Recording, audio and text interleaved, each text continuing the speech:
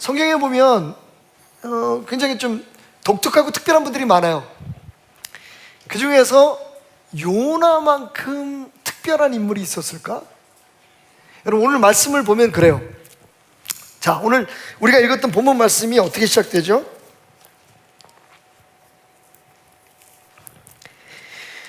요나가 매우 싫어하고 성내며, 누구한테요? 2절 보니까 여호와께 기도하여 이르되. 지금 여러분, 요나가 하나님 앞에 성을 냅니다. 그냥 불평하는 게 아니에요.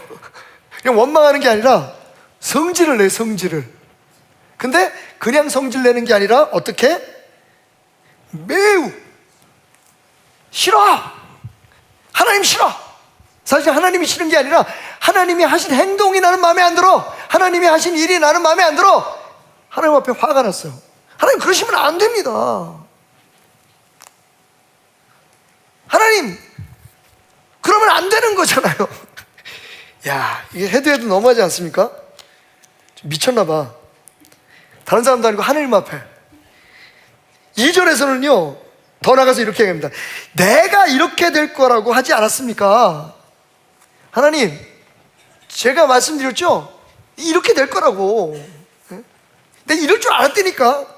하나님 하신 일에 대해서 지금 대놓고 개기는 거예요. 3절에 가니까 아유, 이런 꼴 내게 보게 하시려거든 차라리 나를 죽여주십시오. 이게 뭐 아주 대부분 하나님 앞에 개기는 사람들, 겁없는 사람들의 공통적인 메뉴인 것 같아요. 다 죽여달래. 모세도 죽여달라고 그러고 예레미야도 죽여달라고 그러고.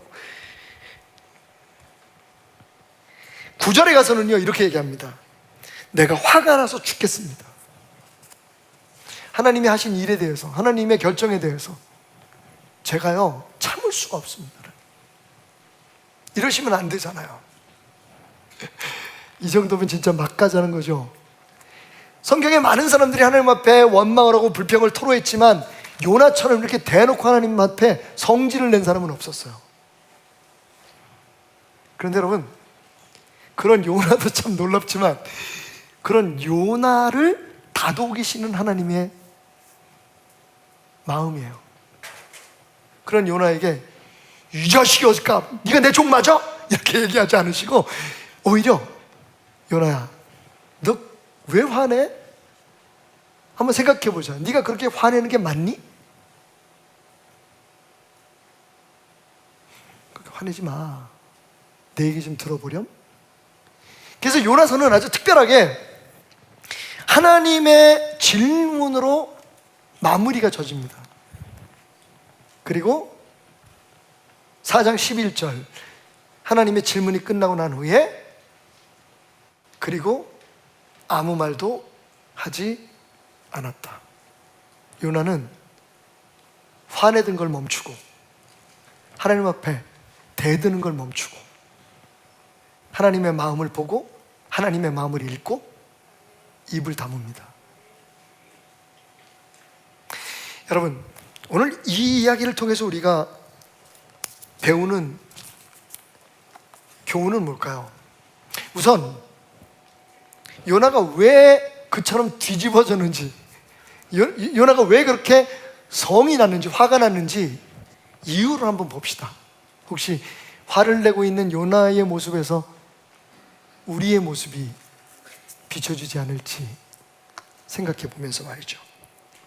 첫 번째로 요나가 하나님 앞에 이렇게 대들고 개기고 화난 이유는 불의하고 악랄한 니느웨 사람들이 구원을 받았기 때문입니다. 요나의 생각 속에는 이 사람들은 구원받으면 안 되는 사람들이에요. 수시로 시간만 나면, 그것도 꼭 추수 때만 되면 와서 이스라엘을 괴롭힙니다. 1년 내내 수고해서 농사 짓고 1년 내내 땀 흘려서 얻은 수확을 다 훔쳐가 버립니다. 거기다가 부녀자들도 데려가가지고 노예로 삼고, 그리고 만약 말을 안 들으면, 여러분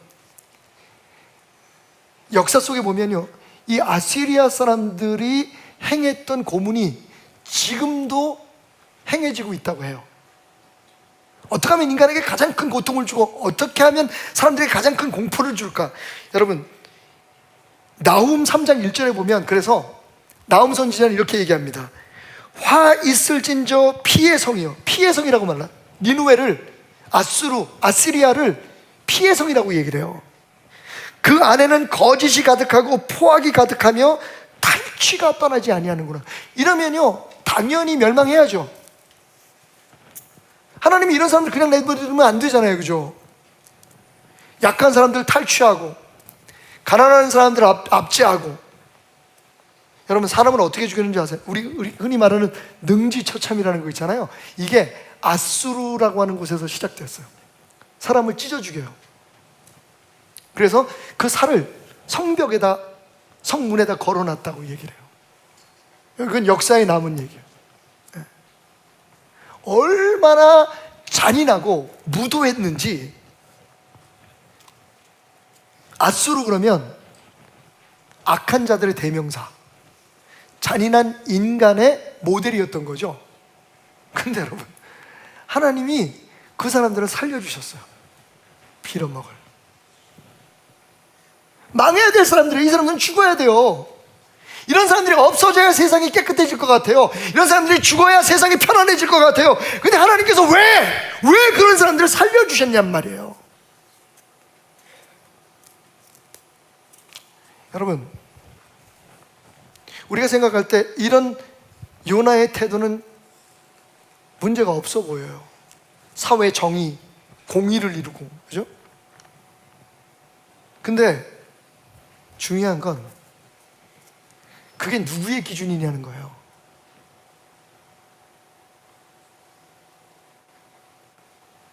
제가 잠깐 여러분들에게 말씀드렸지만, 요나는 내 생각으로는 저 사람들은 죽어야 되는 사람들이야. 내 생각으로는 저 사람들이 망해야 되는 거야. 지금 우리가 정말 못 볼 꼴들을 보고 있잖아요, 그죠? 정치 상황 속에서 교회도 그렇고 성도들도 그렇고. 딱 이분이 두 개로 나눠요. 우리 편과 다른 편. 저 사람들이 완전히 망해야 이 나라가 편안해지는 거야. 지금 감옥에 들어갈 사람은 감옥에 들어가고, 자기 자리에서 내려와야 될 사람은 내려와야 돼. 그래야만 이 나라가 평강을 찾아. 근데 그게 누구의 기준이냐는 말이에요. 여러분, 지금 요나는 하나님 앞에 화를 내고 성을 냅니다. 왜? 자기 의에 부합하지 않기 때문에 그래요. 그러니까 하나님 앞에 이렇게 얘기하잖아요. 이럴 줄 알았다니까. 하나님 이럴 줄 알았다니까요. 이러면 안 되잖아요. 여러분, 지금 요나가 하나님을 가르치려고 하고 있죠. 하나님이 하신 행동에 대해서 지금 지적질을 하고 있는 겁니다. 하나님 매일 그러니까, 교회가 매일 그러니까 막 참고 견디고 사랑하라 그러니까 우리가 이런 취급을 받는 거예요.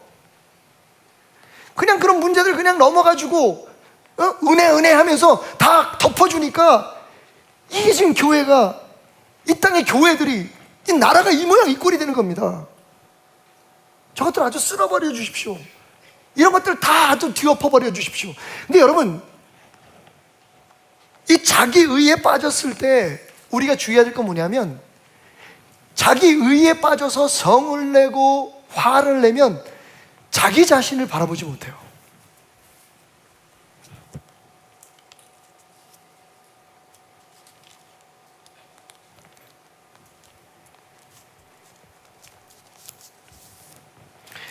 여러분, 혹시 우리도 우리 안에 이 사람들은 망해야 될 사람들, 이 사람들은 흥해야 될 사람들, 이 사람들은 죽어야 될 사람들, 이 사람들은 벌 받아야 될 사람들, 혹시 그런 생각들이 있지 않습니까? 맞아요, 여러분. 인간적인 관점에서 볼 때, 도덕적이고 윤리적이고 인권적인 면에서 볼 때, 아수르 사람들은 하나님이 살려주시면 절대로 안 되는 사람들이에요. 근데 하나님은 그들을 살리셨어요. 그게 하나님의 결정이에요.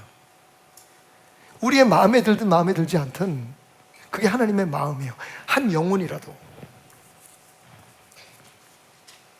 구원받기를 원하시는 하나님의 마음.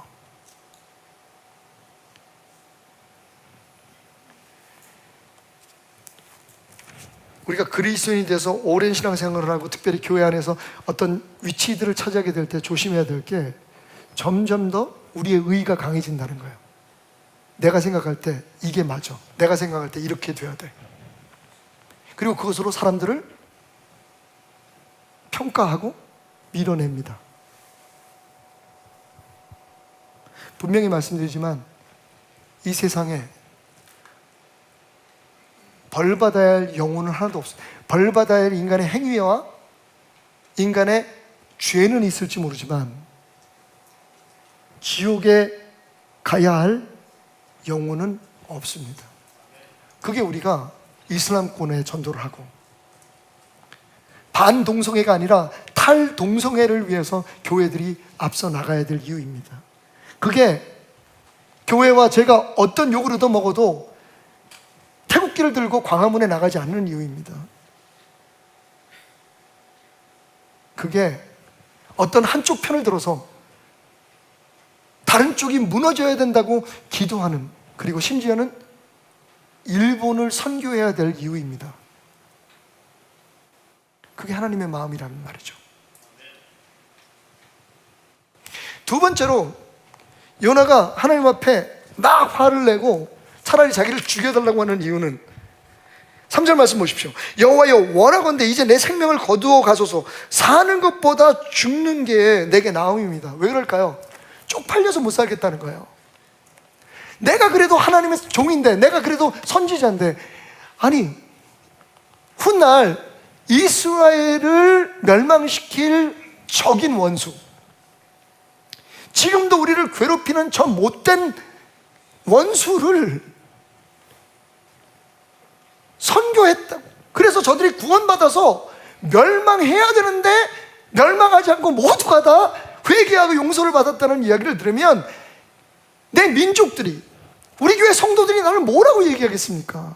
저 매국노 같은 목사, 저 매국노 같은 주의종. 그게 아무리 하나님 뜻이라 그래도, 하나님 이러면 제가 세상에서 이게 쪽팔려서 어떻게 삽니까? 여러분, 두 번째로 요나가 화가 난 이유는요, 주변 사람들의 시선을 의식했기 때문에. 여러분, 재밌죠? 아니, 정작 우리가 의식해야 될 시선은 하나님의 시선인데, 사람들한테 창피하다고, 사람들한테, 사실은 신앙생활 하면서 굉장히 사람에게 마음을 많이 쓰시는 분들이 계세요. 저 사람들이 나를 어떻게 생각할까? 교회에서 내가 얼마나 존경을 받을까? 내가 무슨 어떤 사람이라고 인정을 받을까? 여러분, 목회자도 예외는 아닙니다. 인간이니까 어쩔 수 없죠. 인정받고 칭찬해주면 좋죠. 그리고 내가 뭘 하고 있다, 나 때문에 뭐가 좀 잘 되고 있다, 나는 공의롭다, 이거를 증거하고 증명하고 사람들이 거기에 대해서 박수를 치는 것을 어떻게 우리가 기대하지 않을 수 있겠습니까? 근데 문제는요, 절대로 그 와중에도, 그런 가운데도 잊지 말아야 될 게, 과연 하나님은 우리를 어떻게 보시겠느냐 하는 거예요. 하나님의 관점에서 우리를 어떻게 보시겠느냐 하는 거예요. 요나는 하나님의 마음, 그거 관심 없었어요. 내 입장이 중요한 거예요. 그러니까 차라리 이렇게 사느니 내 백성들한테 매국노 소리 듣고 당신 도대체 뭐 했어? 이럴 때 라는 이야기 듣느니 차라리 나는 죽는 게 낫겠어. 나 목회 그만둘래요. 나 선교사 안 함. 나 선지자 안 합니다. 뭐 이런 거예요.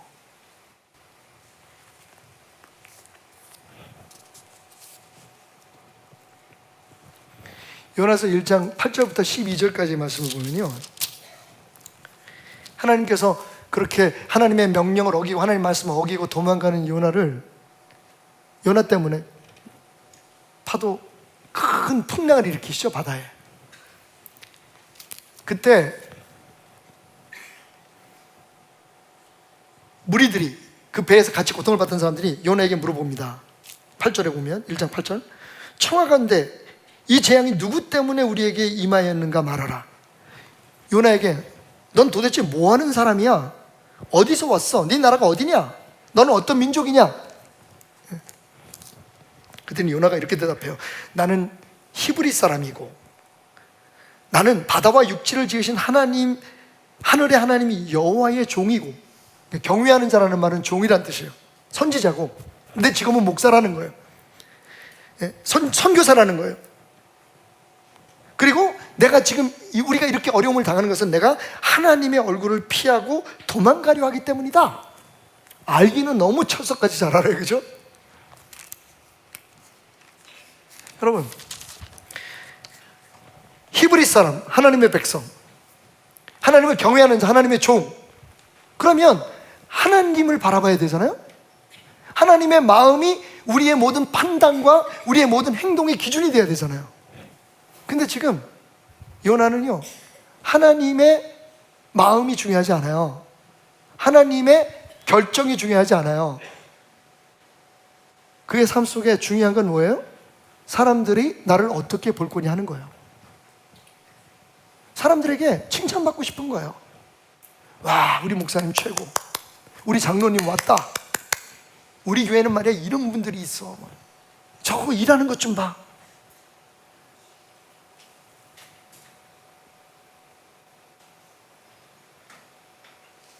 결국은요, 마지막 세 번째에 요나가 화가 난, 뒤집어진 이 원인으로 다 모든 이유들이 귀결되게 되죠. 그게 뭡니까? 이 모든 것이 하나님에 대한 잘못된 생각에서 오는 거예요. 잘못된 신앙, 왜곡된 신앙입니다. 하나님이 근데 그렇게 하셨잖아요. 이건 부당한 건데 죽어야 될 사람을 살리셨어요. 멸망받아야 될 사람들을 하나님께서 살리셨단 말이에요. 근데 그거를 해필이면 나를 시키신 거야. 이 모든 게 다 부당한 거야. 그죠? 근데 여러분, 이게 왜곡된 신앙이라는 거예요. 신앙은 뭡니까? 하나님의 마음, 하나님의 뜻, 하나님의 계획과 섭리를 우리의 삶을 통해서 이루어드리는 거잖아요.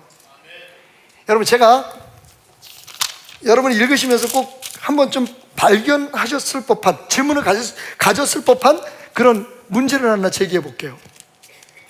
요나가요, 사실 이게 진짜 선지자가 맞나? 왜? 선지서면 하나님의 말씀을, 선지자, 예언자라는 뜻이 나비잖아요. 히브리 말로 나비. 무슨 뜻이냐면 하나님의 말씀을 대언하는, 스피커라는 뜻이에요. 내 말을 하는 게 아니라, 내 생각을 하는 게 아니라 하나님의 말씀, 하나님의 생각을 전하는 거예요. 예수님께서도 그래서 요한복음에 보면요, 참 예수님이 이해할 수 없는 말씀을 하세요. 예수님이 하나님이신데 예수님이 육신을 입고 오셨을 때 뭐라고 말씀하시냐면, 내가 하는 일은 내 일이 아니다, 내 아버지께서 나에게 하라고 하신 일이다. 여러분, 이건요 우리한테 주는 교훈이 커요. 지금 우리가 우리 일을 하는 게 아니에요. 심지어 우리의 삶도, 가정에서나 직장에서나 사실은 우리가 하나님을 하나님으로 인정한다면 우리는 우리를 통해서 역사하시는 하나님의 도구인 거죠. 믿으시면 아멘 하시기 바랍니다. 그죠? 그 증거가 어디 있냐면 여기 있어요. 요나가요, 선지자도 아니야. 사실 선지서라고 하지만 이 4장 전체에 요나가 선지자 역할한 건 딱 한 줄이야. 11자더라고, 세보니까. 16자. 그게 뭔지 아십니까? 40일이 지나면 니누웨가 무너지리라. 이게 전부예요. 소위 선지자라는 사람이 하나님의 말씀을 대언한 건 딱 이 한 줄이야. 심지어는 그 말씀이 포함되어 있는 한 절의 일부밖에 차지 못해. 사실 여러분, 요나서의 진짜 교훈은, 그러니까 하나님 말씀 순종해야 돼. 그렇지 않으면 이런 어려움을 당한다? 혹은 어떤 어려움이나 어떠한 연단 속에서도 하나님 앞에 물고기 뱃속에서 기도한 요나처럼 감사의 기도하면 하나님 살려주신다. 여러분, 그 이상의 교훈이 있는 거예요. 지금 저는 그것을 여러분과 함께 나누고 있고요. 보세요. 3장 4절에 요나가 그 성읍에 들어가서 하루 동안 다니며 외쳤다라고 얘기하죠. 근데 그 바로 전절에 뭐라고 나와 있냐면, 요나가 여호와의 말씀대로 일어나서 니느웨로 가니라. 니느웨는 사흘 동안 걸을 만큼 하나님 앞에 큰 성이었다라고 얘기합니다. 그러니까 니느웨를 딱 횡단하려면, 혹은 니느웨를 이렇게 돌아다니면서 하나님의 말씀을, 하나님의 그 재앙에 대한 계시를 선포하려면 사흘이 걸렸다는 거예요. 3일이 걸렸다는 거예요. 걸어 다니면서 하나님의 말씀을 외치려면 3일이 걸리는 길이잖아요. 근데 오늘 8절에 보니까 뭐라고 얘기하고 4절에 보니까 뭐라고 얘기해요? 요나가 그 성에 들어가서 하루 동안 다녔다 그래요. 진짜 듬성듬성한 거죠. 하기 싫은 게 딱 보이죠? 좀 내 모습 같아. 진짜 하기 싫어서 하면 이래요. 3일 길이지만 정말로 정성을 다해서 복음을 전했다면 3일, 4일, 5일이라도 일주일이라도 한 달이라도 걸렸을 거야. 다니면서, 그죠? 40일 후에 재앙이 임하니까 40일 동안은 한 영혼이라도 진짜 하나님의 마음을 알았다면 한 영혼이라도 구할 수 있는 시간이잖아요. 39일까지도 누구 한 사람 회개하고 돌아서면 그 사람은 살 거 아니에요. 그러니까 정말 우리가 주의 종의 하나님의 사람의 마음으로 요나가 그런 선교를 했다면 이렇게 안 하잖아요. 근데 얼마나 하기 싫은 일을 했으면, 억지로 했으면, 물고기 뱃속에서 그렇게 하나님 앞에 감사하고 그렇게 눈물 콧물 짜면서 내가 주님의 말씀을 순종하겠어요. 근데 그러고 나서요, 어디 들어갈 때하고 나올 때 생각 다르다고. 여기서 어디 들어갈 때는 물고기 뱃속이고요, 화장실 아닙니다. 나올 때 다르다고. 그냥 물고기가 그런 요나를 육지에 탁 뱉어놓고 나니까 요나가 그냥 하루만 슬쩍 훑고 지나가고 복음을 전했어요. 16글자 한글로. 근데 여러분 보세요, 여기 하나님의 진짜 마음이 있습니다. 그런데 어떻게 됐어요? 그렇게 요나는 그냥 하는 둥 마는 둥 복음을 전하고 지나갔는데 니느웨가 회개를 하기 시작합니다. 이게 요나가 한 거예요? 요나의 메시지의 힘이 아니면 하나님의 역사예요? 하나님의 역사예요. 여러분, 요나가 이거를 착각하고 있는 거예요. 또 있어요. 제가 말씀을 읽다가 여러 번 반복해서 읽다가 사실 발견한 건데, 이미 요나가 물고기 뱃속에서 기도할 때부터 이럴 줄 알았어. 기도에요, 요나의 왜곡된 신앙이 나타납니다. 보세요. 기도의 맨 마지막 부분이 8절과 9절이에요. 2장 8절 9절. 요나가 이렇게 기도합니다. 거짓되고 헛된 것을 숭상하는 모든 자는 자기에게 베푸신 은혜를 버렸사오나 나는 감사하는 목소리로 주께 제사를 드리며 나의 서원을 주께 갚겠나이다. 구원은 여호와께 속하였나이다. 와, 대단한 고백이죠. 근데 여러분, 여기서 8절과 9절을 사이로 딱 담을 쌓죠. 1번은 물에 가라앉아야 될 나라, 우리 대한민국은 복받아야 될 나라. 이슬람을 섬기고 불교를 섬기는 국가들은 다 아이고 어떡하지? 멸망할 나라. 우리는 예수를 믿으니까 구원받을 사람들. 여러분, 요나의 머릿속에는요, 자기 기준에 따라서 딱 구분이 돼 있었어요. 니느웨는 어떤 사람? 거짓되고 죄악된 삶을 사는, 헛된 것을 숭상하는, 그러니까 우상을 숭상하는 버림받은 사람들. 나는 하나님을 섬기는 감사하는 사람들. 여러분, 하늘나라 가신 팀 케너 목사님 쓰신 책 가운데 Counterfeit Gods라고 하는, 내가 만든 신들이라고 하는 책이 있어요. 위조 신이죠. Counterfeit은 위조라는 뜻이에요. 보통 위조 지폐를 말할 때 Counterfeit이라고 얘기하는데, 그러니까 위조 하나님이라는 책에서 요나 얘기를 합니다. 요나는 자기가 하나님만을 섬기고 우상을 섬기지 않는다고 말하지만 요나야말로 그의 안에 우상을 섬기고 있었다. 여러분, 그 우상의 이름이 뭔지 아세요? 한번 따라해 볼까요? 요나. 나예요, 나. 여러분, 우상의 개념이 뭡니까? 우상의 데피니션이 뭐예요? 하나님을 대신하는 거잖아요. 그죠? 지금 요나의 말을 들어보세요. 하나님 왜 그러셨습니까? 이러시면 안 되죠. 하나님 매일 이러니까 우리가 이렇게 세상 사람들 앞에 밟히는 겁니다. 교회가 무슨 호구입니까? 내가 무슨 호구입니까? 예수 믿는다는 이유 때문에, 하나님 믿는다는 때문에 내가 매일 이렇게 손해보고 이러고 살아야 됩니까? 하나님 도대체 누구 편이십니까? 여러분, 하나님 분명히 요나가 피할 수 없는 체험을 주셨잖아요. 부정할 수 없는 증거를 주셨잖아요. 보세요. 자기는 그만 받든 말든 40일 후에 망한다, 40일 후에 망한다. 이게 도대체 망하라고 고사를 지내는 거예요? 아니면 회개하라는 얘기예요? 근데 하나님은 그런 말을 듣고, 여러분 솔직히 요나서에 참 기가 막힌 것 중에 하나가 뭐냐면, 요나서에서 회개하지 않은 사람은 요나밖에 없어요. 오히려 죽어 마땅할 지옥에 가야 될 니느웨 사람들은요, 짐승들까지, 어린 아이들부터 노인까지 전부 다 하나님 앞에 회개를 합니다. 그 말도 안 되는 전도를 받고요.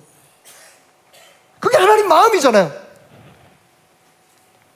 그게 하나님의 역사잖아요. 근데 요나가 그것을 부인하는 거예요.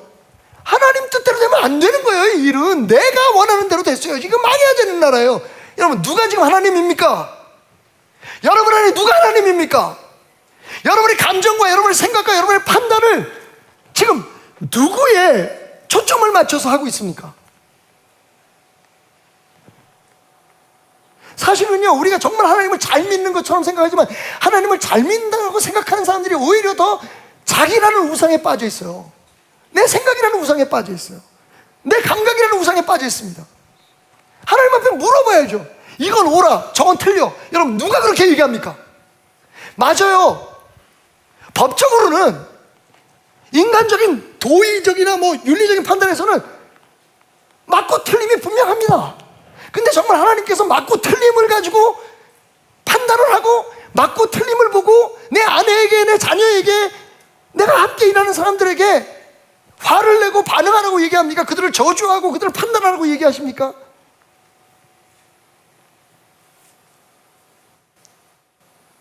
재밌는 얘기 있죠.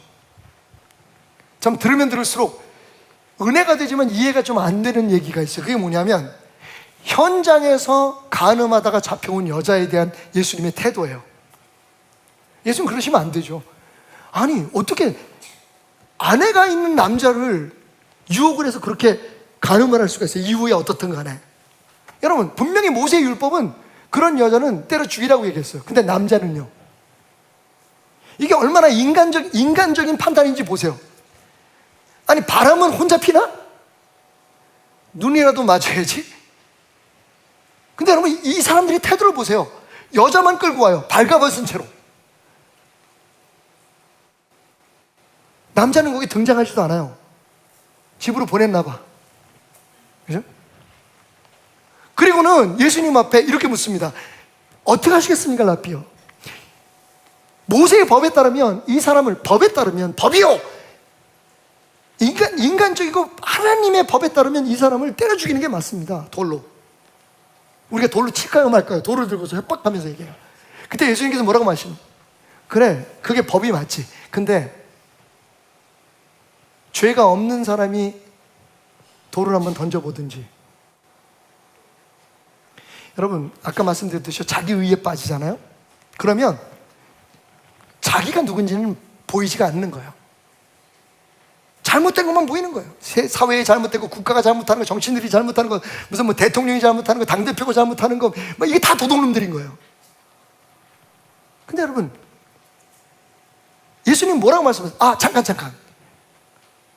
돌 던지기 전에, 저 사람 판단하고 죽이기 전에, 법대로 하기 전에 네 자신을 한번 돌아볼래? 니네들은 죄 안 졌니? 전부 다 돌을 놓고 가잖아요. 여기서 우리가 흔히 말하는 법대로 하느냐, 은혜를 따르느냐, 사실은요, 법대로 하자는 사람들은 주로 보면 자기 의에 빠진 사람들이죠. 교단 총회라거나 아니면 교회 무슨 회의가 있거나 이럴 때, 법이요, 우리 법이 이런데 이 법대로 합시다, 이런 사람들은요, 뭔가 자신 있는 사람들이야. 자기가 잘못한 게 별로 없다고 생각하는 사람들. 근데 정말 뭔가 좀 캥기고 부족하고 그런 사람들은 뭐라고 얘기해요? 그거 뭐 교회가 그래, 그냥 하나님 나라는 다 은혜가 있는 거지, 우리 좀 은혜로 넘어갑시다. 이런 사람들은 다 뭔가 좀 캥기는 게 있는 사람들이야. 근데 여러분, 정말 은혜로운 하나님의 나라라면 이게 바뀌어야 돼요. 그죠? 정말 스스로 죄가 있고 부족한 사람은 하나님의 법대로 나를 다스려 주십시오 라고 얘기해야 되고, 그 사람들을 판단할 수 있는, 자기는 죄가 없다고 생각하는 사람들은 아닙니다, 그래도 은혜가 먼저죠 라고 얘기를 하면 그 교회는 평안한 거예요. 그죠? 그 가족은 평안한 거예요. 이거 당신 잘못이야, 이건 당신 잘못이야, 이러면 깨질 수밖에 없잖아요. 진짜 잘못한 사람은 내가 잘못했어요, 확실히 내가 잘못했네요, 법대로 고백하고, 그러면 거기에 대해서 판단할 사람은 아니야, 그렇지만 난 당신 용서할 거야. 하나님이 날 용서하셨으니까. 생각해보니 나는 뭐 죄가 없나? 예수님의 가르침은 너무 명확합니다. 네 자신을 먼저 봐. 여러분, 그래서 예수님이 그 여인을 정죄하지 않으셨나요? 사실은 정죄하셨어요. 뭐라고 말씀하십니까? 다시는 그런 짓 하지 마. 야, 왜 남편 있는 남자하고 그런 짓을 하냐? 그 아내는 얼마나 힘들었겠니? 앞으로 그렇게 살지 마 라고 말씀하셨어요. 그런데 그 다음에 뭐라고 말씀하셨어요? 그런데 나는 너를 정죄하지 않겠다. 여러분, 이 말씀은 굉장히 중요한 은혜가 있잖아요. 그 말은 뭐예요? 너 죄 지은 거에 대해서 벌을 받아야 돼. 근데 그 벌을 나는 너에게 감당하게 하지 않고 내가 십자가에서 대신 받을게. 그러니까 내가 십자가에서 죽은 이유가 뭔지 네가 안다면, 그 은혜를 안다면 너는 앞으로 그 죄를 지면 안 돼. 여러분, 그게 우리예요. 근데 우리는 정말 깨끗해서, 우리는 죄가 없어서, 우리는 정말 바르게 믿고 있어서 다른 사람들을 평가하고 판단하고 정죄할 수 있는 권리가 있다고 생각해요. 부끄럽지 않습니까, 여러분? 이렇게 얘기했더니 누가 그러더라고요. 맞아요, 목사님. 보세요. 하나님도, 예수님도 법대로 하셨잖아요.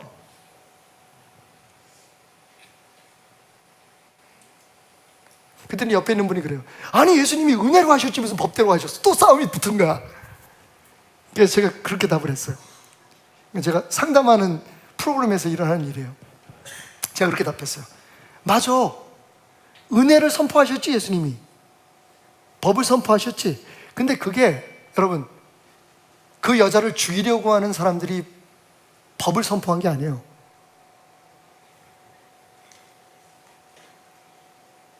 그 여인이 은혜로 나를 용서해 주십시오라고 얘기한 게 아니에요. 그걸 말씀하신 분이 예수님이셨어요. 그죠?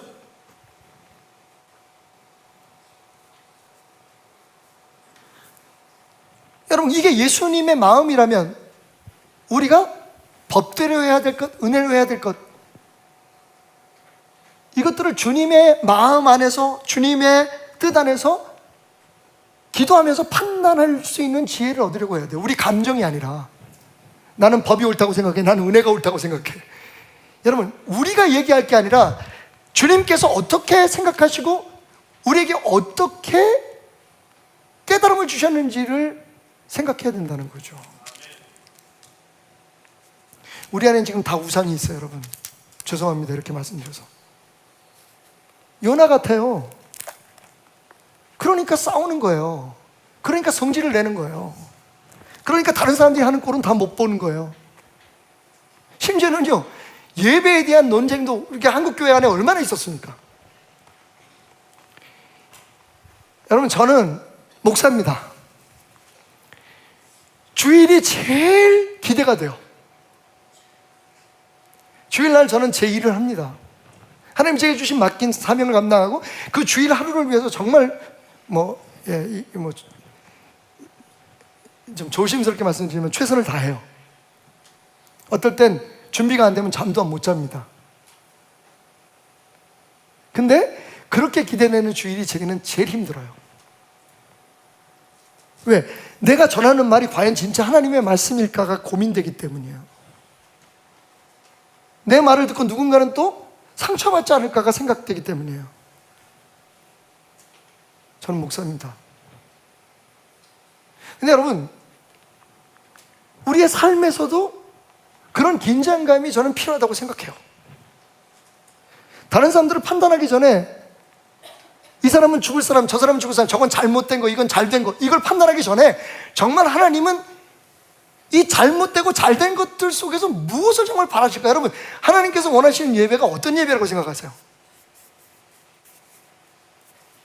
복장이 통일된 무슨 잘 모든 질서가 잡히고 전통적으로 그래 해왔던 예배 순서대로 목사님은 넥타이를 메고 아니면 가운을 입고 그 가운 입는 거 가지고 어디는 입어야 된다고 어디는 안 입어야 된다고, 사도신경 하는 것도 어디는 해야 된다고 어디는 안 해야 된다고. 여러분, 정말 하나님이 원하시는 게 그거겠어요? 여러분, 그렇게 생각하세요? 제가 왜 이렇게 내추럴하게 입은, 제가 옷이 없어서 그런 게 아니고요.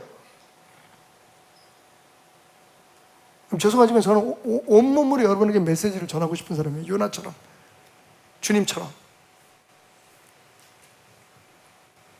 신경 쓰이죠? 근데 이게 문제예요. 오늘 목사님 왜 저렇게 옷을 입으셨지? 아니, 목사가 설교하는데 강단 위에 워크 신고 청바지 걷어 입고 거기다 팔찌까지 꼈어. 이건 우리 집 사람들 좀 신경을 쓰더라고.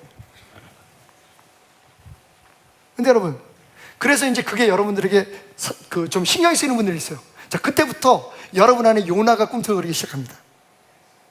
이 예배, 하나님이 이런 예배, 짜증나. 오늘 찬송을 한 곡도 없네.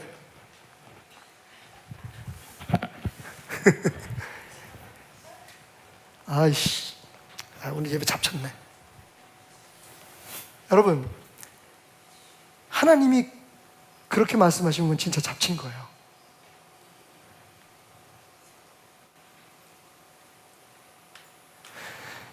저는 평생 설교하지만 제 말로는 도대체 설명할 수 없는 게 너무 많아서 이 짓을 합니다.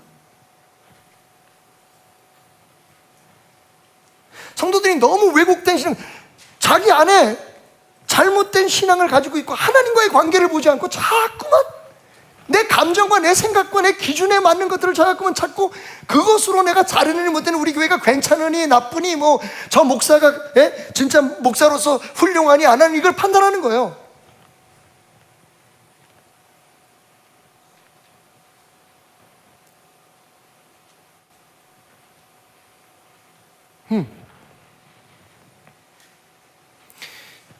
여러분, 요나는 큰 착각을 하고 있죠. 지금 하나님의 생각이 잘못됐다는 거예요. 하나님이 하는 일이 잘못됐다는 거예요. 그럼 누가 하나님인가요?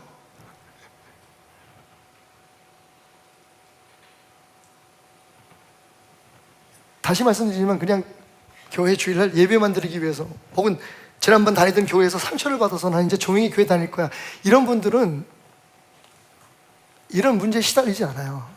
요나 신드롬에 시달리지 않습니다. 교회에 오래되고, 그리고 이 교회에 어느 정도의 위치를 가지고 있는 사람들이 교회는 이래야 돼, 우리 교회는 이랬어, 이렇게 되는 게 맞아.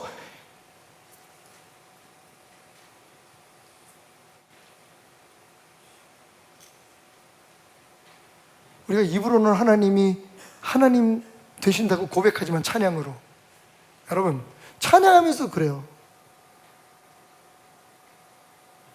하나님께 초점을 맞추는 게 아니라 사람들, 악기, 분위기, 그건 뭐 그렇게 중요해요? 사실은 여러분 죄송하지만 청년회에서도 약간 그런 문제가 있었어요. 다들 막 찬양을 하고 싶어해. 근데 그 열정이 사실은 제가 볼 때는 과열되면 문제가 될 거라 생각했어요. 제가 그래서 뭐라고 선포했는 줄 알아서, 찬양팀 내려와, 찬양팀 없애라, 예배 드려. 여러분, 예배자로서 준비가 안 된 사람은 앞에 나가서 예배를 인도할 자격이 없는 거죠. 그죠? 청년들이 위해서 제가 말씀드리는, 제가 청년 담당 목사라서 정말 하나님이 원하시는 게 뭔지 아는 게 신앙이잖아요. 우리가 그 하나님 앞에 어떻게 서 있어야 하는지, 어떻게 쓰임을 받을 수 있는지, 그걸 생각하는 게, 내 생각대로 내 마음대로 뭔가를 만들어가서 하나님 앞에 멋진 교회, 멋진 가정, 멋진 사회, 이걸 만들어 드리는 게 신앙이 아니잖아요. 분명히 요나서를 통해서 하나님 그걸 증거하세요.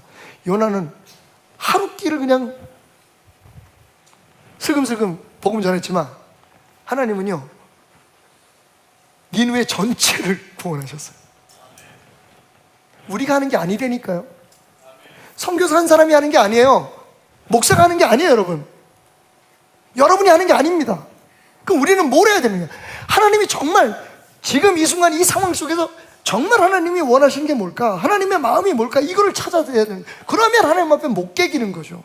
내 마음대로 안 되고 내 뜻대로 안 되고 내 생각대로 안 되고 내 계획대로 안 됐다고 해서 하나님 잘못하셨습니다, 내가 그렇게 될 줄 알았다 그랬잖아요.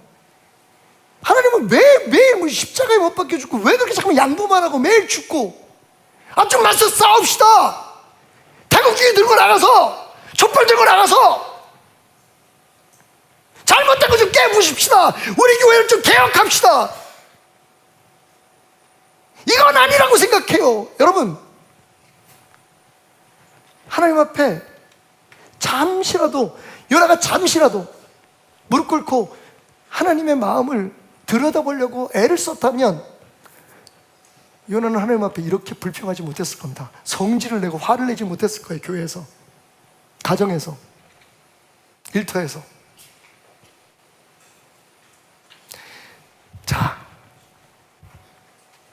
설교를 정리하면서, 그럼 하나님은 그런 요나의 입을 어떻게 닫게 하셨는가? 말씀드렸듯이 요나서의 끝은 미완성의 끝이에요. 하나님이 질문하신 거로 이야기가 끝나요. 그 얘기는 뭐냐면 그 다음에 요나는 아무 말도 안 했다는 거예요. 또 한 가지 놀라운 증거는, 여러분 놀라지 마십시오.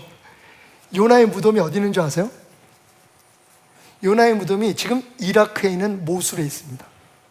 전통적으로 이게 요나의 무덤이라고. 근데 그 IS가 이슬람 스테이트, 이슬람 국가라고 하는 그 극단주의 이슬람 사람들이 그 요나의 무덤이 있는 곳을, 모술 잘 아시잖아요. 거기 점령했었잖아요. 거기를 놀이동산으로 만들어 버렸어. 성경의 그런 흔적들을 다 지워버리려고. 근데 여러분, 여전히 요나의 무덤은 모술에 있습니다. 모술이 어딘지 아세요? 이라크 모술이 지금 성경에 나오는 아시리아의 니누에예요. 무슨 얘기입니까? 요나가 처음에는 막 뭣도 모르고 철없이 하나님 앞에 막 화를 내고 성질을 내고, 하나님 잘못했고 내 생각이 맞고 내 뜻대로 되는 게 그게 바른 것이고, 이렇게 떠들다가 하나님의 이 질문 앞에 입을 다물고 다시 니누에로 가서 평생을 선교사로 살다가 죽었다는 거예요. 할렐루야. 하나님이 어떻게 하셨길래, 무슨 질문을 던져주셨길래? 두 가지 질문이에요. 요약하면 첫째는 뭐냐? 네가 성질낼 자격이 있느냐 하는 거예요. 따라해 봅시다. 내가 성질낼 자격이 있나? 이게 우리에게 던져야 될 질문인 거예요. 하나님께서 요나에게 던진 게 그거예요. 4절 말씀에 보니까 여호와께서 이르시되 네가 성내는 것이 옳으냐? 이게 무슨 말이야? 네가 성질낼 자격이 있어? 내가 만약 니누웨를 구할 마음이 없다면 나는 너를 구할 이유도 없어. 그죠? 여러분, 우리에게 마태복음 18장 23절부터 35절에 기록되어 있는 비유를 생각나게 합니다. 1만 달란트 빚진 자가 있었어요. 주인이 못 갚겠다 그러니까, 그래 알았다, 그럼 갚지 마라, 탕감해 줄게. 근데 여러분, 1만 달란트가 어느 정도 될까요? 제가 그래서 아까 올라오기 전에 우리 전사님하고 그런 얘기를 했어요. 우리 성경에 이런 개념들은 가로 열고 좀 이렇게, 왜냐하면 1만 달란트를 우리는 모르잖아요. 그죠? 한 10,000원쯤 될까? 10만 원쯤 되나? 여러분, BC 4년경에 유다 나라와 그 다음에 사마리아, 다시 말하면 이스라엘 전체에 거둔 세금이 얼마인 줄 아세요? 600데나리온이에요. 600달란트예요. 그러니까 1만 달란트는 어느 정도 되냐? 아시겠죠? 그죠? 그러니까 그 당시에 이스라엘 유다의 사마리아가 이스라엘이죠. 유다, 남유다, 북이스라엘 합쳐서 1년 예산이, 국가 1년 예산이 600달란트였다고요. 근데 지금 이 사람이 탕감받은 게 얼마예요? 1만 달란트예요. 어느 정도인지 아시겠죠? 지금으로 따지면 우리나라 예산의 몇 배가 되는 액수예요. 그걸 하나님께서 한 60조 되는 거를 그냥, 우리 국방비보다 훨씬 많은 60조 되는 돈을 주인이 없는 걸로 해준 거예요. 근데 이 사람이 자기한테 100데나리온, 얼마 차이냐면 60만 분의 1이에요. 1만 달란트에 비해서 100데나리온은 60만 대 1이에요. 그러니까 60억 빚진 사람이 자기 빚을 탕감해 준 그 은혜를 잊어버리고 자기한테 1000만 원 빚진 사람을 데려다가 족치는 거예요. 넌 죽어야 돼. 너 빚 안 갚으면 너는, 예? 여러분, 예수님의 비유를 잘 이해하시면 답이 있어요. 주님 물어보시면 너 왜 화내? 그 화내는 이유가 너는 잘났고 쟤네들은 못났기 때문이지. 너는 하나님 잘 믿고 있고 저 사람들은 하나님 잘못 믿고 있기 때문이지. 네가 그럴 자격이 있니? 어제 권차순 장로님의 장례식을 다녀왔어요. 제가 잘 우는 사람이지만 하여튼 장례식 하면서 그렇게 많이 울어본 적이 없어요. 왜냐하면 장로님이 그분은 제게 스승이에요. 교회 다른 분들은 어떻게 보실지 모르지만 그 순박한 노인 장로님이 제게 스승이에요. 어떤 면에서 그런지 아십니까? 장로님이 저하고 만나서 하는 대화 중에 제 머릿속에 계속 제가 죽을 때까지 잊을 수 없는 말 한마디가 있어요. 그게 뭔지 아세요? 미안합니다, 목사님. 뭐가 미안해, 그분이? 우리 교회에서 그만큼 전도 많이 하신 분이 없어요. 근데 저한테 미안하대요. 왜? 내가 이렇게 은혜를 많이 받았는데, 박덕종 목사님 때부터 박대남 목사님 때까지 이렇게 은혜를 받았는데 제가 요즘 전도를 못합니다. 연로하셔서 잘 걷지도 못하고 요양원에 누워있으면서도 저한테 하는 말씀 항상 그래요. 목사님 미안합니다. 제가 난 정말 저분 앞에 너무 뻔뻔하구나. 이렇게 큰 사랑을 받고 이렇게 많은 은혜를 받았는데 나는 하나님 앞에 미안하다는 마음, 성도들한테 미안하다는 마음, 함께 일하는 동역자들한테 미안하다는 마음 얼마나 가졌을까? 여러분, 정말 받은 은혜에 대해서 하나님 앞에 미안하다는 사람은요, 화 안 내요. 어떻게 성질을 내고 어떻게 다른 사람을 판단합니까?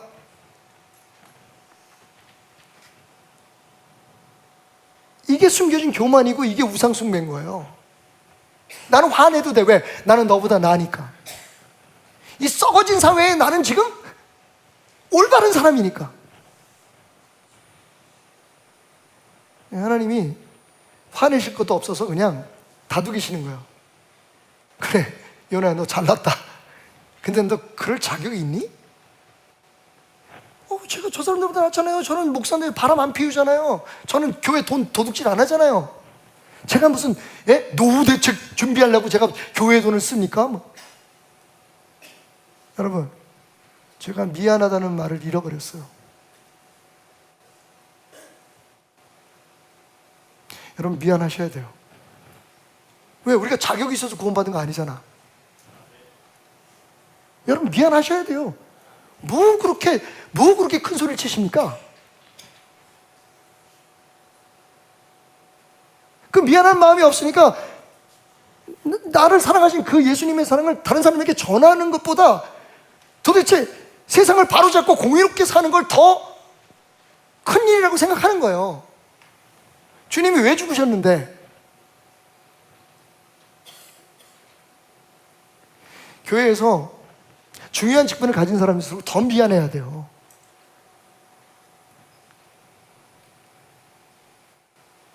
그러면 하나님의 은혜가 흘러 들어와요. 또 하나님 물으십니다. 너는 내가 진짜 아끼는 게 뭔지 아니? 너 지금 나를 잘 믿는다 그러고 내 종으로서 너는 진짜 막 공의롭고 정의롭고 잘한다고 하지만 내가 진짜 원하는 게 뭔지 알아? 내가 원하는 게 분란이니? 내가 원하는 게 혁명이니? 내가 정말 원하는 게 뭐니? 넌 그걸 알고 있니? 여러분, 주님이 정말 원하는 걸 해드리는 게 신앙이잖아요. 그걸 위해서 우리가 교회에 모인 거잖아요. 자나깨나 하나님의 마음은 한 영혼이라도 전도하는 거잖아요. 구원하는 거잖아요. 맞아요. 우리가 세상에서 잘되고 우리 자녀들이 우리의 기도를 통해서 우리의 간구를 통해서 축복받는 거 하나님 원하시는 일 맞아요. 근데 정말 하나님이 원하시는 첫 번째 십자가에 피 흘려 죽기까지 우리를 사랑하는 목적이 그걸까요? 하나님이 원하시는 것이 정의로운 사회를 만드는 걸까요? 맞아요. 정말 하나님이 통치하는 세상에 와야죠. 근데 그게 우선이면 우리는 하나님을 모르는 거예요. 그럼 하나님이 그 가늠한 여자를 용서하지도 않으셨을 거고, 예수님에게 항상 따라붙었던 그 명예롭지 못했던 별명, 죄인과 같이 밥을 먹고 세리와 함께 술 마시고 매일 파티하는 저런 사람이 무슨 구세주라고. 적어도 신학대학 박사학위 2개 정도는 있고, 적어도 다 외모로 볼 때도 좀 멋있고, 뭔가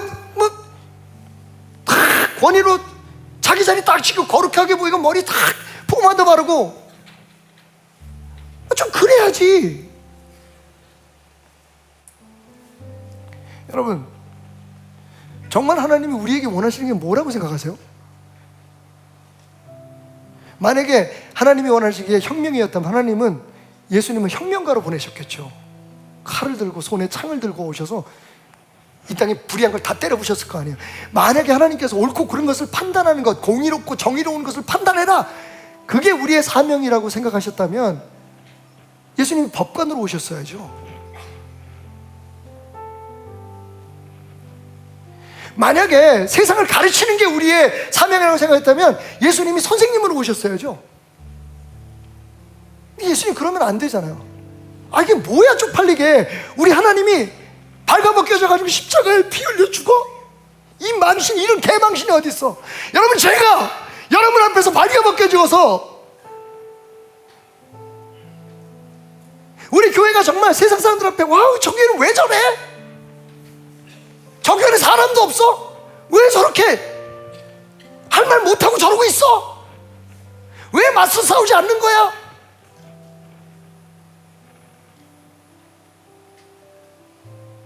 그런 얘기를 들으면 여러분 마음이 어떻겠어요?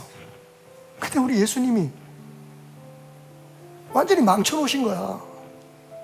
우리는 성공하기를 원해. 우리는 공의롭기를 원해. 근데 예수님은 불의에 처형당하셨어요. 성공자가 아니라 패배자로 승리하셨어요. 우리는 지금 하나님이 아닌 다른 우상을 섬기고 있습니다. 우리 안에 내 생각, 내 공의, 내 의.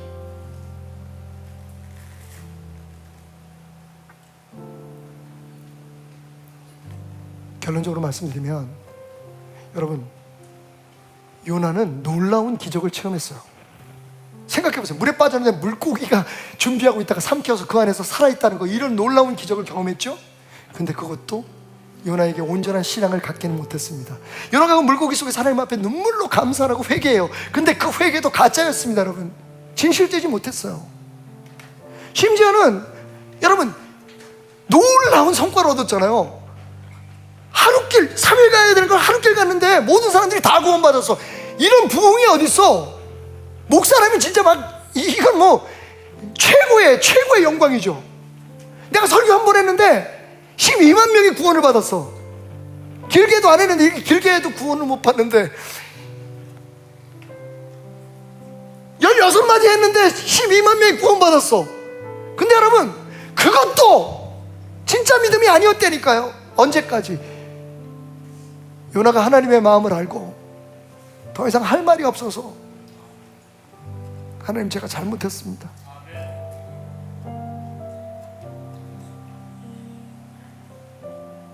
감히 하나님 앞에서 제가 제 생각,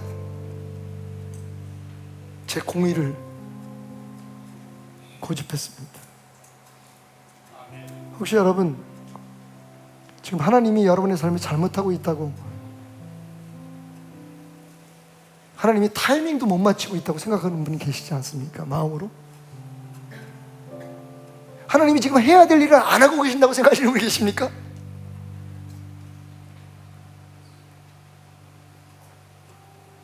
하나님은 나만도 못해. 그래서 화가 나고 참지 못해서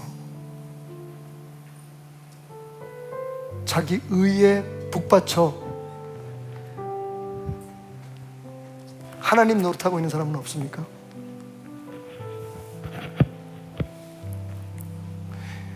여기 짧은 이야기를 들려드리면서 오늘 말씀 마치겠습니다. 선교사님들의 얘기입니다. 어떤 선교사님이 정글에 있는 한 부족을 선교하러 들어갔는데 다 좋은데 이 사람들이 빨개 벗고 사는 거예요. 남자부터 여자, 어린애들까지 전부 다 홀딱 벗고 사는데 이게 영국에서 한 선교사님이 이런 부족들을 도대체 용납할 수가 없었습니다. 불쌍했어요. 어떻게 이렇게 벗고 살까? 부끄러움도 모르고. 나는 문화인이잖아요. 그래서 이 선교사님이 영국의 본부에 편지를 씁니다. 이 사람들에게 시급한 것은 옷을 입히는 겁니다. 부끄러움을 알 수 있도록 옷과 신발을 사 입힐 수 있게 헌금을 해주십시오. 그랬더니 영국계 사람들이 전부 다 그 사진을 보고 막 이런 거 보면서 아유 불쌍해라, 이 사람들 어쩌면 이렇게 살까. 그래가지고 돈을 모아서 진짜 옷을 사가지고 신발을 사가지고 다 보낸 거예요. 이 사람들이 생전 입어보지 못한 옷과 신발을 신고 너무 행복해했어요. 그런데 시간이 흐르면서 문제가 발생하죠. 예쁜 옷들이 없어지기 시작해요. 도둑질을 하는 겁니다. 심지어는 그 옷을 가지고 계급을 나누기 시작했어요. 자, 지금부터 귀족층은 부족 안에서 좀 높은 계층의 사람들은 전부 다 노란색을 입어라. 그리고 천민들은 하얀색을 입어라.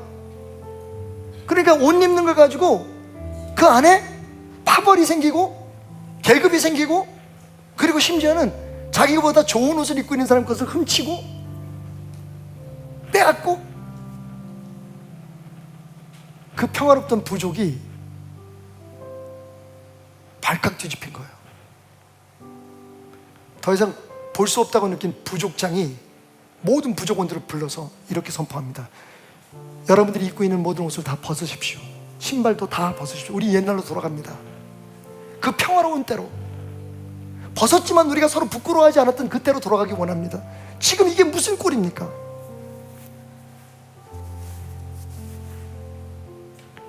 모든 부족들이 옷을 벗고 원래의 모습으로 돌아갑니다.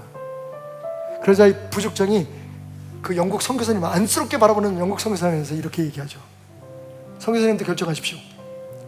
당신도 옷을 벗고 우리 중 하나가 되든지, 아니면 옷을 입은 채 이 평화로운 마을을 떠나주십시오.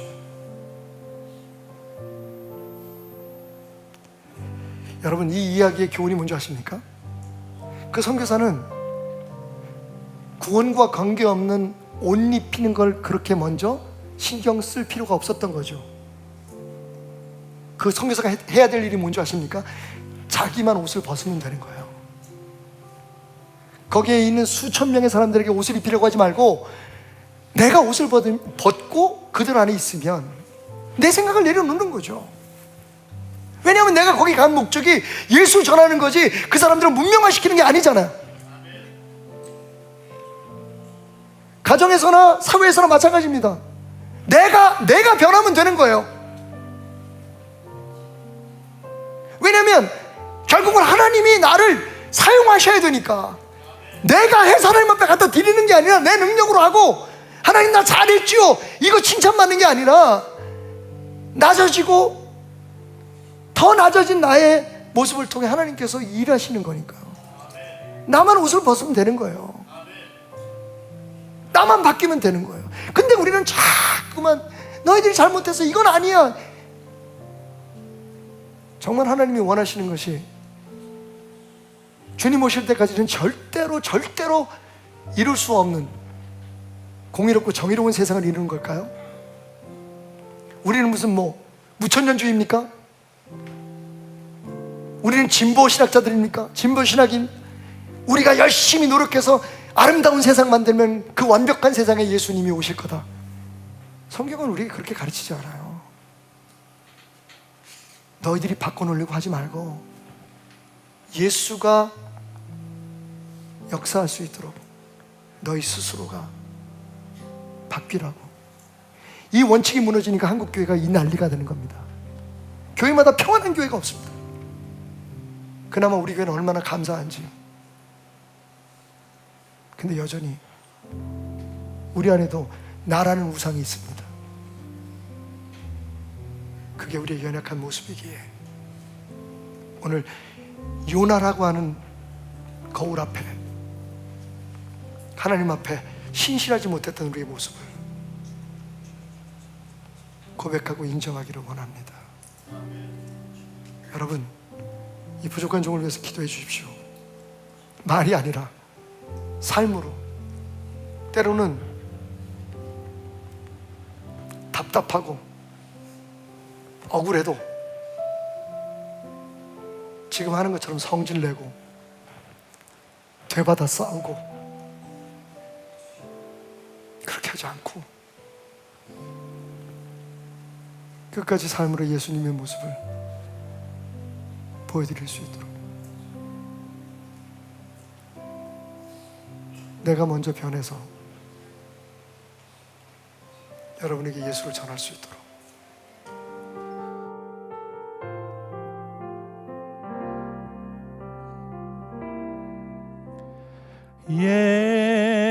예수 사랑합니다.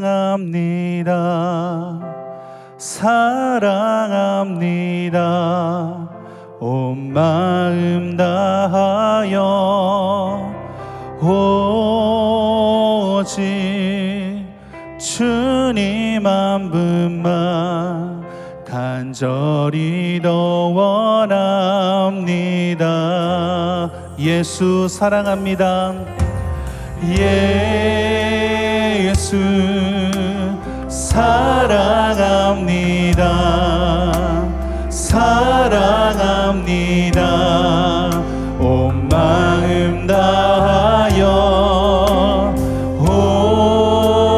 오직 주님 한 분만 간절히 더 원합니다. 우리 한 번 더 고백하겠습니다. 예수 사랑합니다. 예수 사랑합니다. 사랑합니다. 온 마음 다하여 오직 주님 한 분만 간절히 더 원합니다. 넘쳐나네 넘쳐나네 넘쳐나네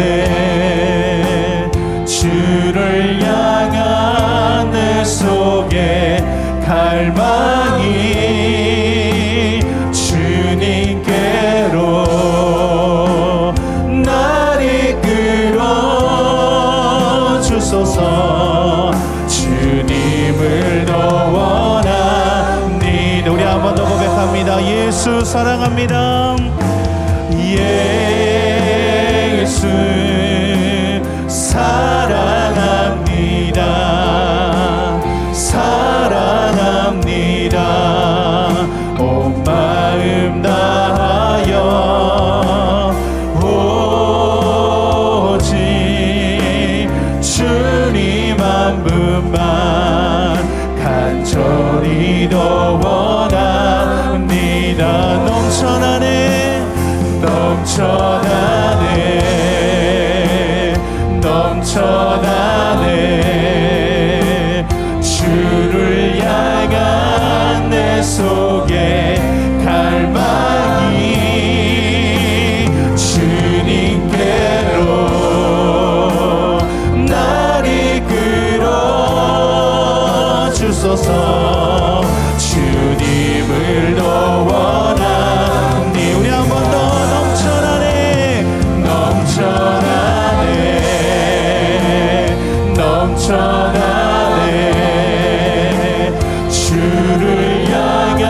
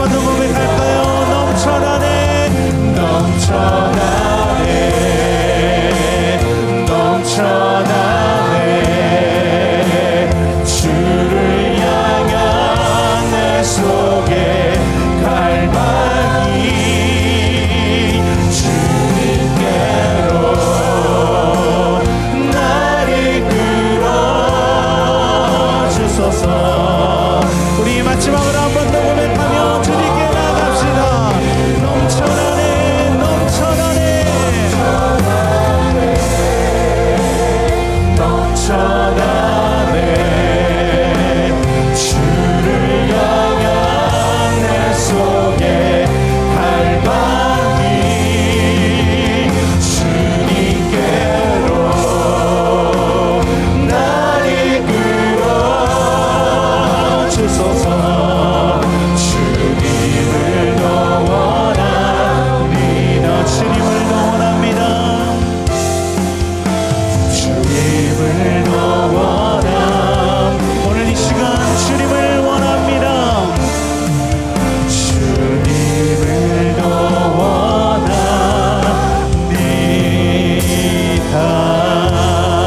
할렐루야. 오늘도 함께하여 주실 주님을 찬양하며 박수로 영광을 올려드립니다. 할렐루야.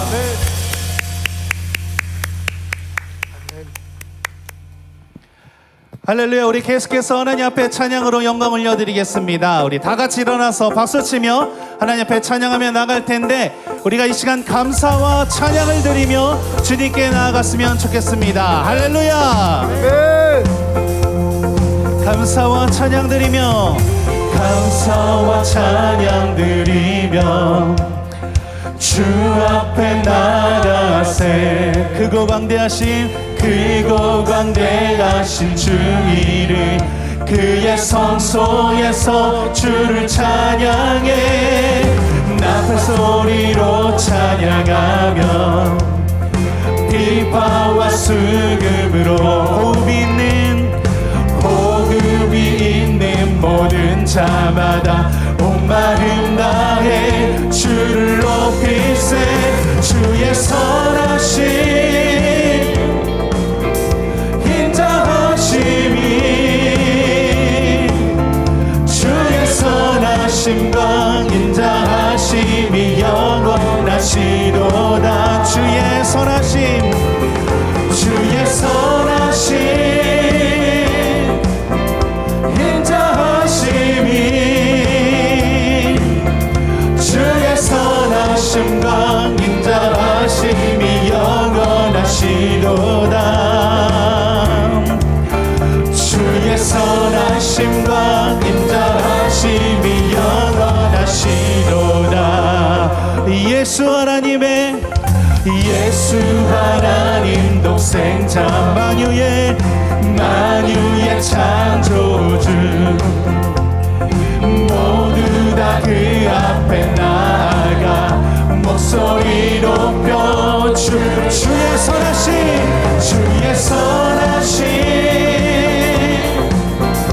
인자하심이, 주의 선하심과 인자하심이 영원하시도다. 주의 선하심 인자하심이, 주의 선하심과 인자하심이 영원하시도다. 주의 선하심과 인자하심이 영원하시도다. 주의 선하심과 인자하심은 영원하십니다. 오늘도 이곳에 함께 하실 주님께 감사와 찬양으로 영광을 올려드리는 귀한 배들의 성도 되길 원합니다. 주의 선하심 인자하심이, 주의 선하심과 인자하심이 영원하시도다. 주의 선하심 인자하심이,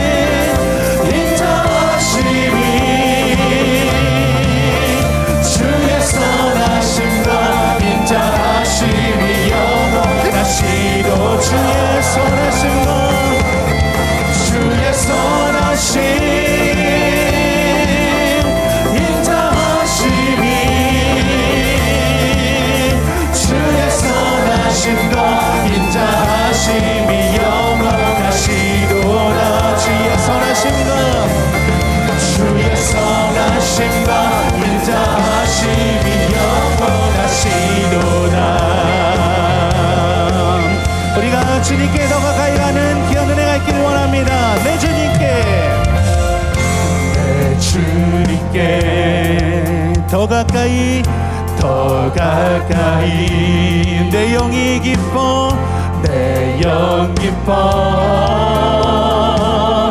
노래하네 내 주님께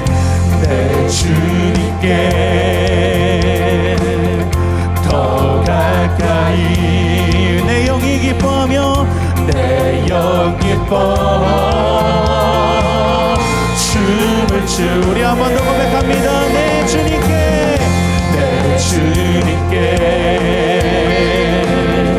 더 가까이 내 영 기뻐 노래하네 내 주님께 더 가까이 내 주님께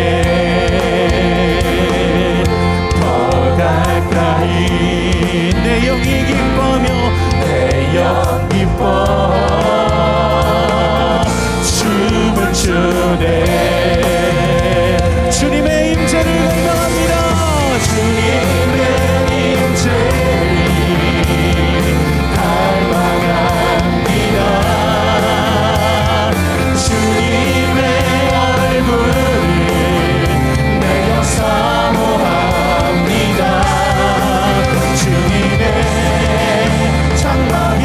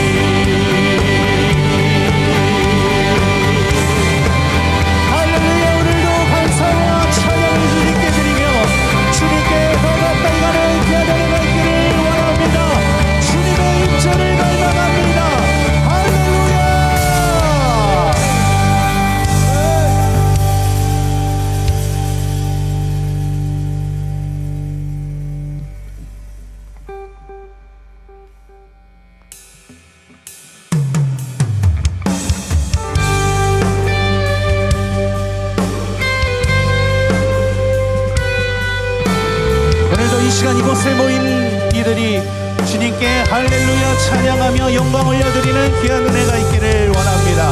우리 같이 믿음으로 선포하며 주님께 찬양으로 시간 나아가겠습니다. 모든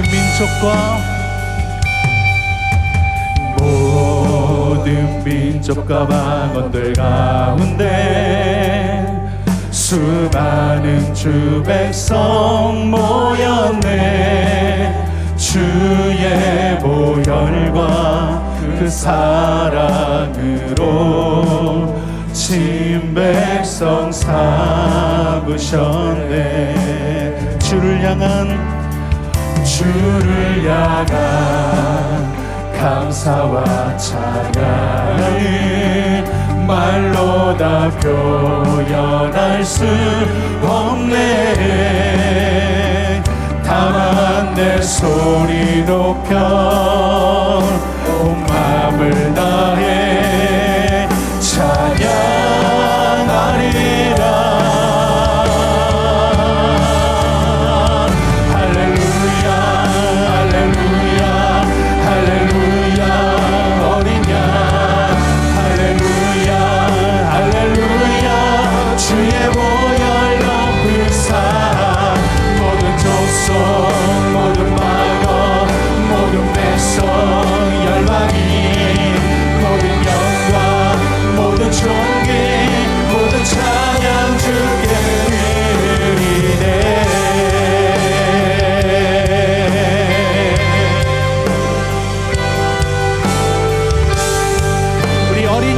씻어진 우리를 찬양하며 나갑니다.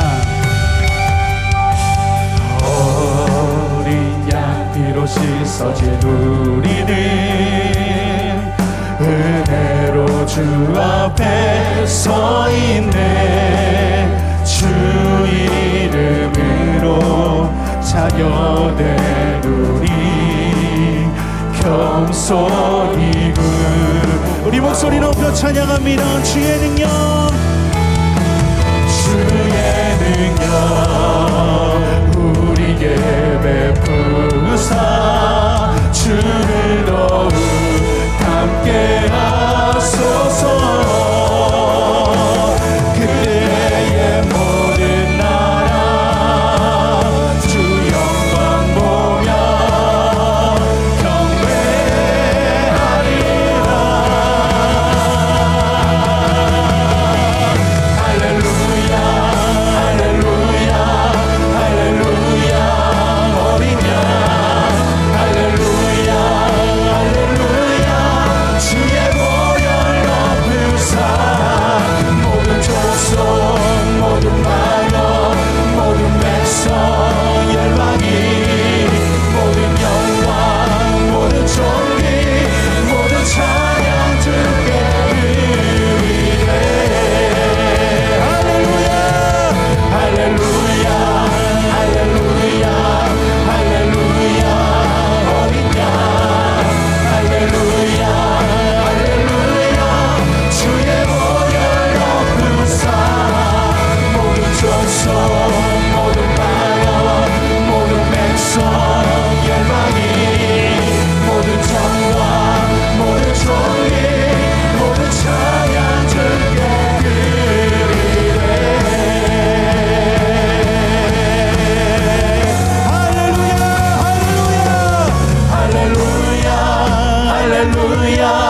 할렐루야 할렐루야 어린 양 할렐루야 할렐루야 주의 보혈 높으사 모든 족속 모든 만원 모든 백성 열방이 모든 영광